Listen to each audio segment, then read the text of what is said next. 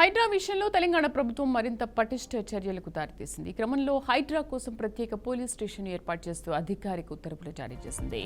Buddha భవన్లోని B block లో ఈ police station ఏర్పాటు చేయనున్నట్లు ప్రభుత్వం స్పష్టం చేసింది. హైడ్రాకు విస్తృతమైన అధికారాలు కల్పిస్తూ ప్రభుత్వం ఇప్పటికే గెజిట్ నోటిఫికేషన్ విడుదల చేసిన విషయం తెలిసిందే.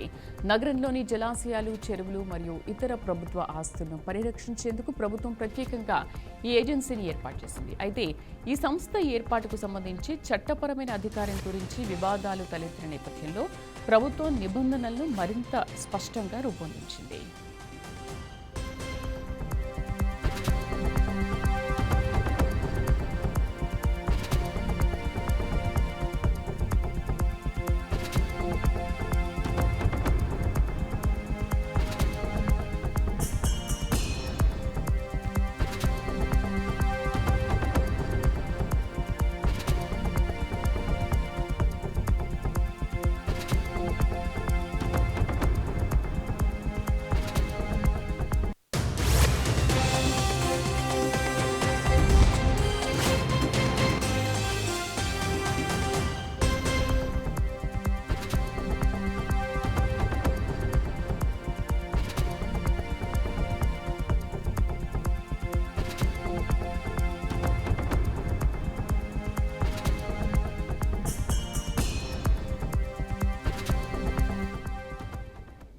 హైడ్రా విషయంలో తెలంగాణ ప్రభుత్వం మరింత పటిష్ట చర్యలకు దారితీసింది. ఈ క్రమంలో హైడ్రా కోసం ప్రత్యేక పోలీస్ స్టేషన్ను ఏర్పాటు చేస్తూ అధికారిక ఉత్తర్వులు జారీ చేసింది. బుద్ధ భవన్ బి బ్లాక్ లో ఈ పోలీస్ స్టేషన్ను ఏర్పాటు చేయనున్నట్లుగా ప్రభుత్వం స్పష్టం చేసింది.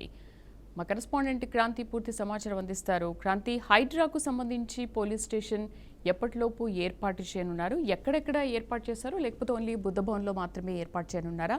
ఈ పోలీస్ స్టేషన్ పనితీరు ఎలా ఉంటుంది? రైట్ శ్రీదేవి, ఏదైతే హైదరాబాద్ లో కాంగ్రెస్ ప్రభుత్వం వచ్చిన తర్వాత చూసుకున్నట్లయితే ఒక కొత్త అంటే యాక్ట్ 1955 యాక్ట్ ప్రకారంగా చూసుకున్నట్లయితే హైడ్రా అనేది ఏర్పడడం జరిగింది.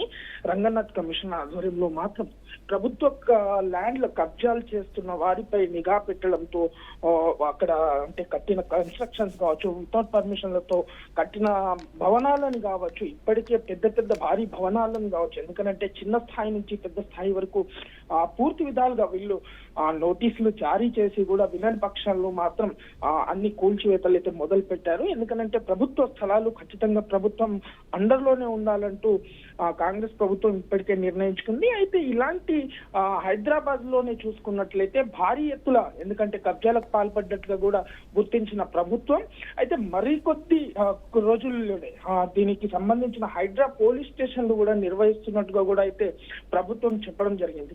అయితే ఇప్పటికే డీజీపీకి కూడా ఆదేశాలు అయితే ప్రభుత్వం జారీ చేసినట్టుగా కూడా తెలుస్తుంది. అయితే దీనికి హైడ్రా పోలీసులకు సంబంధించి కూడా రిక్రూట్మెంట్ తీసుకోవాలంటూ కూడా డీజీపీకి ఆదేశాలు జారీ చేయడం జరిగింది.